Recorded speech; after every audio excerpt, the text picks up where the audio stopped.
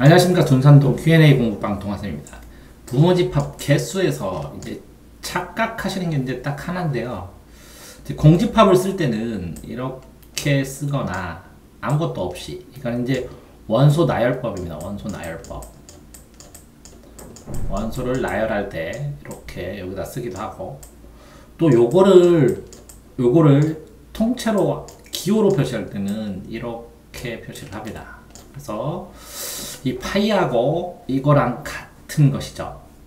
그러면 여기에서 이 네 개는, 자, 이를 무조건 포함시키는데 이 이를 빼고 계산을 하면 A는 이렇게 나오죠.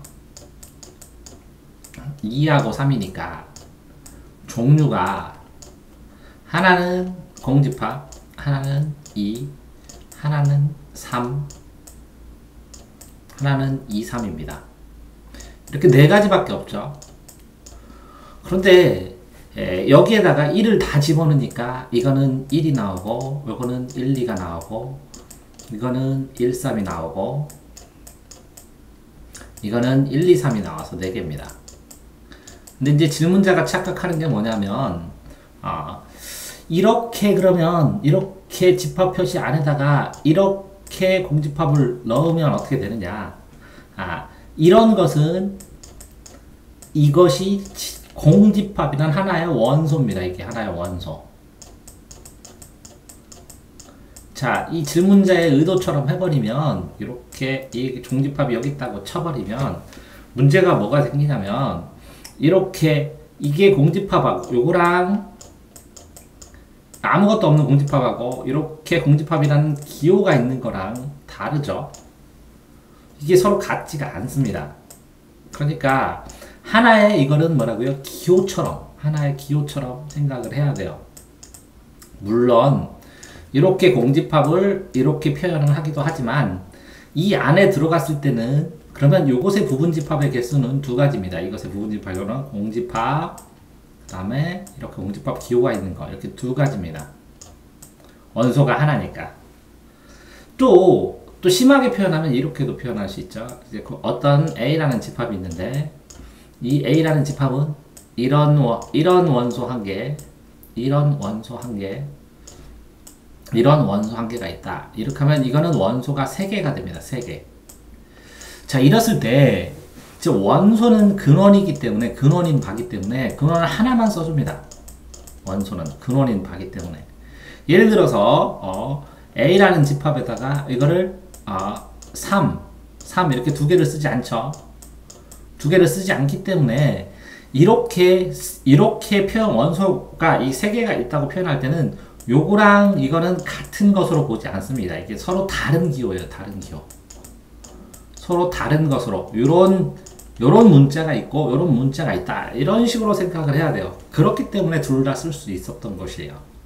그러면 요거의 부분집합의 개수는 2에 3승 해서 8개가 되죠.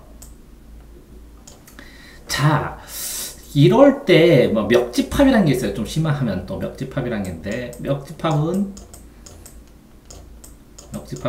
어떤 집합의 부분집합들을 원소로 갖는 집합이에요. 그러면 이게 A 집합이면 그럼 PA, A의 P, A의 PA. 자, A의 멱집합 PA라고 쓰나? AP나? 자, 멱집합이라는 거 잠깐만 찾아보겠습니다.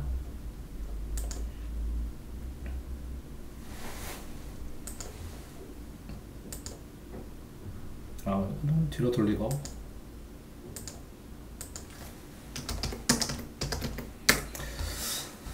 자, 멱집합이라는 것은 PS 이렇게 쓰네요. S 집합에다가 PS 가로치고.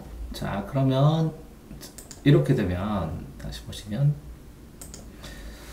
자, 이 A의 멱집합이라는 게 있다 그러면 요 집합의 멱집합이에요. 그러면 이렇게 원소를 하고, 여기다가 공집합 이렇게 써도 되고 이렇게 써도 됩니다. 공집합 그 다음에 1인 집합, 부집합 피오라고 치고, 2인 집합, 3인 집합, 1, 2인 집합, 2, 3인 집합, 1, 3인 집합, 그 다음에 1, 2, 3은 집합. 전부 하면 몇 개예요? 4, 4, 4, 2, 8. 그러면 이게 비분집합의 제수는 2의 3승이니까 8개가 나오죠. 그런 것처럼 이것도 원소가 하나, 둘, 셋, 넷, 다섯, 여섯, 일곱, 여덟. 8개의 원소가 되는 겁니다. 집합이. 부분집합이 원소가 되는 겁니다.